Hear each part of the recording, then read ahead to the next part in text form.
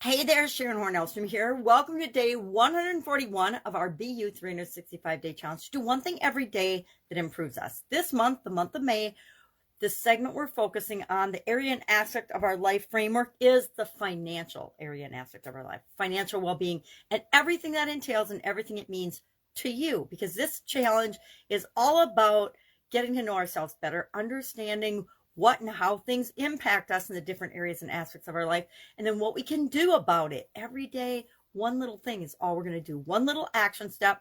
And sometimes that action step is just getting to know how something has impacted us in the past that we might not have noticed before because it's at our subconscious level. So today we're talking about shortages and scarcity and lack. Now, what's interesting about this is I live in the United States, and for one of the first times that I can remember in my life, and I'm sure they've happened when I was younger, when I was a child or something.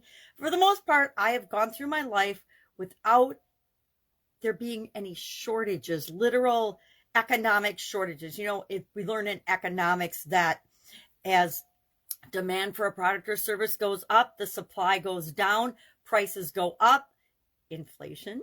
And then as the prices go up, more suppliers come online and start producing, not online, but come into the marketplace and start producing those products and services that were in short supply.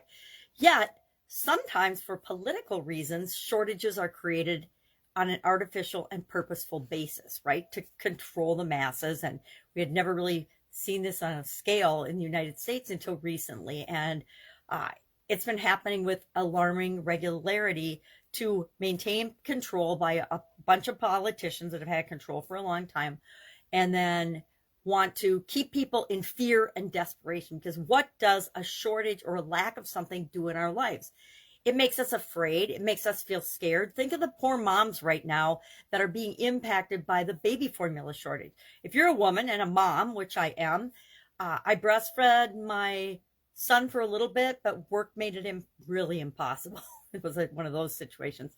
So he was on formula for, most of the time that he needed, supplementation his whole first year of his life, except for about 6 weeks, right?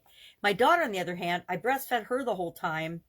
And then I don't know that she ever even had formula. She might not have, because I was in a different work environment and situation where that made breastfeeding easy and possible, and I was with her.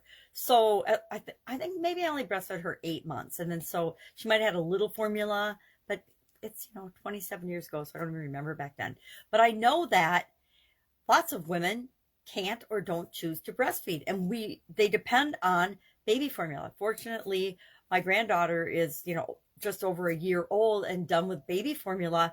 But I got to tell you, if even baby food and things, you go to the shelves and there's nothing on the store shelves, and it creates this feeling of doubt, fear, worry, and panic. What am I going to feed my baby? I mean, I can't think of anything worse or more fear provoking or anxiety and depression causing than worrying about how you're going to feed your baby, right? So whatever the source and the reason for shortages or our inability to get things that we've counted on easily being able to obtain in the past. Think of toilet paper in the beginning of COVID. I personally believe that was a 100% artificially created fear-inducing event that was unnecessary. And I say that because I used to manufacture toilet paper. First job out of college was working for one of the biggest toilet paper manufacturers in the world. And so, given what I know about the inside of that industry, there is no reason that the store shelves should have been out of toilet paper, and that toilet paper should have been in low supply. And, unless everybody at all the paper mills and paper plants in the United States came down with COVID simultaneously, there's no reason that should have happened. So again, just my opinion, no actual proof that there was mishandling or withholding of toilet paper in the distribution chain. But obviously somewhere in the normal distribution chain, things broke down, or people just went crazy and all thought they had to have, tons of toilet paper to survive the 2-week pandemic, then the month, then the months, then the whatever. So there's huge lessons learned there about for us, and there's things that we can always do. But that doesn't help in the short term when we're feeling that sense of panic and anxiety and doubt, worry, and fear that's generated when we feel like there's a lack or a scarcity or a shortage of something. A lot of times we just need to, I find when I'm close to out of something or worried about getting something, force myself to get creative and think of, well, what are other solutions for this, right? I mean, I'm not going to discuss the toilet paper solution, but there's always alternatives to toilet paper, right? We can get creative and come up with ideas on how to handle that. But it's one of those things that we take for granted. It's an automatic thing that we've had a plenty of in our most of our lives, at least here in the United States, right? So, and I'm only talking from my own experience. So it's something that when it was in short supply or not available, it caused people to actually panic, right? Same with the hand sanitizer and all the other things associated with COVID, which is, I'm sure down the road, history will go back and review all of the events that happened in 2019, 2020, and 2021. Probably with shock, horror, and dismay is my guess, because it was such a convoluted, manufactured political mess. Again, my opinion based on my experience. And for some of us, it wasn't that painful. For me, I had been kind of self-isolating for a couple of years as my vision has deteriorated. So to me, selfishly, it felt like a whole lot of other people joined me in the challenges and the situations that I had been just going through.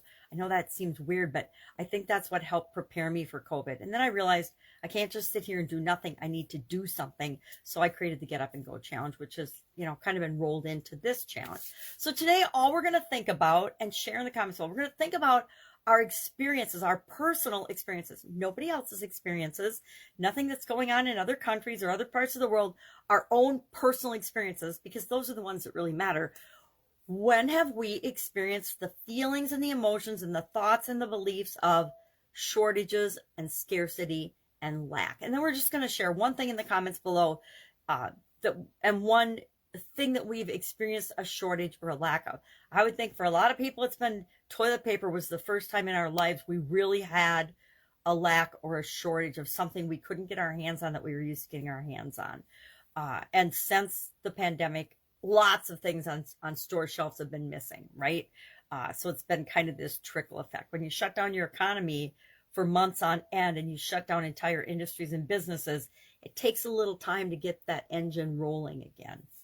So just share one thing. Curious your takes on shortage, lack, scarcity. I personally believe that every human need we have, we can get our needs met if we're creative enough to find different ways to solve the situation, the challenge, the problem, versus I have to have this one brand. If I'm out of Coke, and somebody will probably say, I'm talking Coca-Cola or pop of some sort. If there's no Coke on the store shelf, I'm going to go into a panic.